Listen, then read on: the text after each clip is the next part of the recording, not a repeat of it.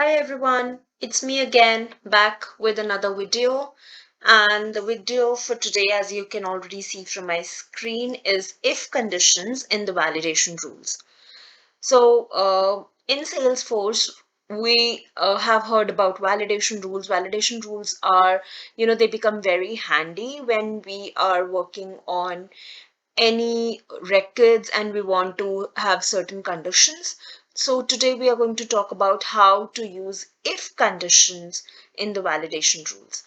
Before starting, I would like to point out that we always try not to use the if condition in validation rules, and we try to use all the other basic functions like is pick val and is blank, which are available in validation rules. We try to use them, but then there come certain situations where we cannot help but use if conditions. So since it is a bit complicated, validation rules functions, so I thought of talking about it today. Let's see.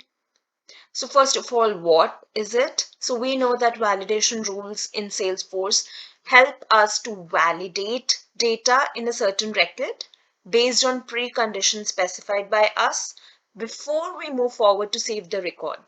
So like if we want to save anything in Salesforce, but we want to apply a precondition that if this condition is not validated, if it is not true, then we don't want the user to be able to save the record. He should get some error. So that's why we use validation rules. And what's the use of if condition in validation rules? So if condition in the Salesforce validation rules work like if the condition is true, then the result is true, else it's false.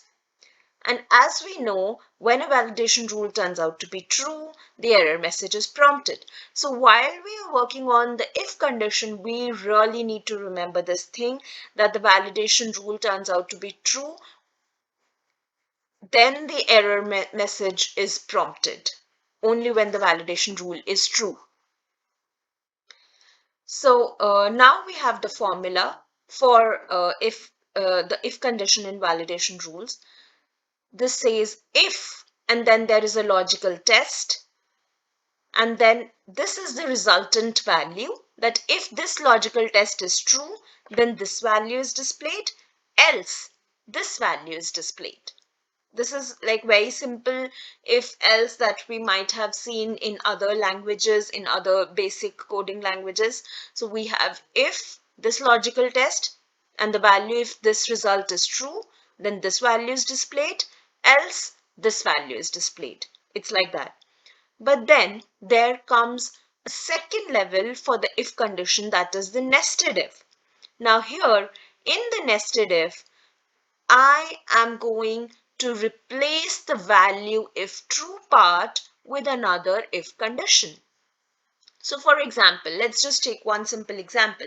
Let's say that I say that if it's raining, I will take an umbrella, otherwise I will not take an umbrella.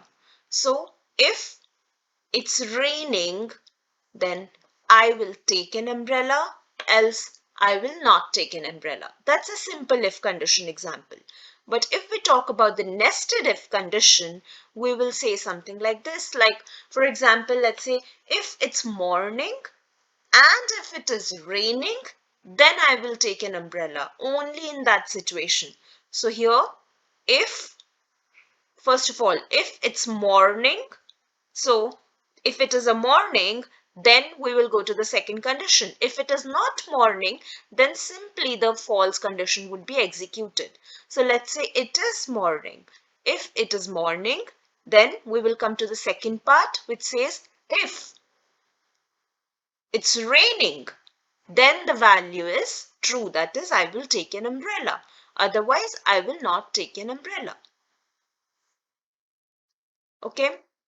Now, having seen the formulas and having looked at certain examples of the validation rules and the if conditions in the validation rules, let's quickly go to our Salesforce org to see how we can execute the if condition in real-time scenario. So we are in our Salesforce org right now, and I am going to go to one of the opportunities. Let's go to this Burlington Textiles Corporation of America. This is from the sample data provided in the Salesforce org. And we are going to talk about the basic if condition invalidation rules as of now. Let's say that the if condition, the basic validation rule is that if the stage is prospecting, then the error is prompted. Let's say that we don't want the stage to be prospecting. It's just an example. I don't think that there can be a business case of such sort. So let's just take this as an example, and I am just going to edit this object, and I will go to the validation rules. This is the opportunity object, and in the validation rules, I'll create a new one. Since this one is for prospecting stage, stage cannot be prospecting. So this is my description. This is an active validation rule. So for the error condition formula, I will simply go to functions and I will insert an if function. Now here we have the same formula that we saw earlier: if logical test, value if true, and value if false. And what is our logical test? That the value in the pick list of stage cannot be prospecting. So since we want to check a pick list, I am going to insert the function of isPickVal here. Yeah, so if isPickVal of, I will insert the field of stage. Yeah, this is stage name. If the stage name is prospecting, then the value needs to be true. Why true? Because only when the value is true, the validation rule error is executed. The validation rule error message is displayed. See, the message will appear when the error condition formula is true. So whenever the returned value is true, then the error condition would be executed. Let's just quickly check the syntax. Okay, no errors. And now we will display the error message. The stage, or just stage, can't be prospecting. And we want it on the top of the page. Let's save this. It's already an active validation rule. Now let's quickly go back and refresh this. Yeah, I will go to the details page, and now I will just, change the stage to prospecting itself. It's prospecting, and I'll try to save it and see, stage can't be prospecting. Now you can say that Sakshi, we could have easily done with simply isPickVal. We did not need the if condition here. That's right, that's right. So that's why we are going to go to the nested if condition now. We are going to talk about a bit complicated if condition. I hope you have understood the basic if functionality as of now. So now we are going to say that if the stage is prospecting, if the type of the customer is new customer, then there has to be a description in the description box, right? Let's just cancel this first of all. Again, if the stage is prospecting and the type of the customer is new, then the description cannot be blank, right? This is an if condition. So I'll just edit the same rule, and I'm like writing prospecting new customer. Okay. Stage cannot be prospecting when the description can be new description field required for new prospecting customer. Now this is also already if the stage name is prospecting. So we have already checked that if the stage name is prospecting, then what is the second condition that we want to check? That if it's a new customer. So we will enter that second condition instead of true, value if true. We will insert again an if condition, and now the logical test would be if it's a new customer. So that's a pick list.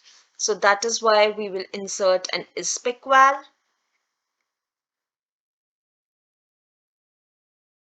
Don't get confused by so many, this so many brackets and things like that. I'll try to simplify this for you. If the stage name is prospecting, then inside it we are going to check if, what is it that we are checking? If it's a new customer.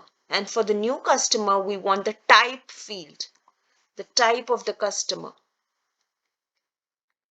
If the type of the customer is new customer, and then we again want a value of true, but if it is not true, then we simply want it to return false. Then nothing will happen. It will allow the user to save the record. I'll just zoom in a bit for you to see it clearly. If is pickval stage name prospecting, if is pickval type is new customer, then we are going to check if the description field is blank. So we will take an isBlank function, and for which field are we talking? We are talking about the description field. So if description is blank, then it's going to return true automatically, else it's going to return a false.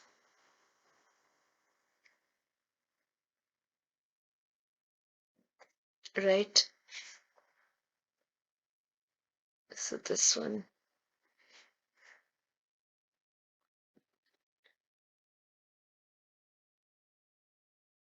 Yeah, like this. I hope it's not as confusing for you now.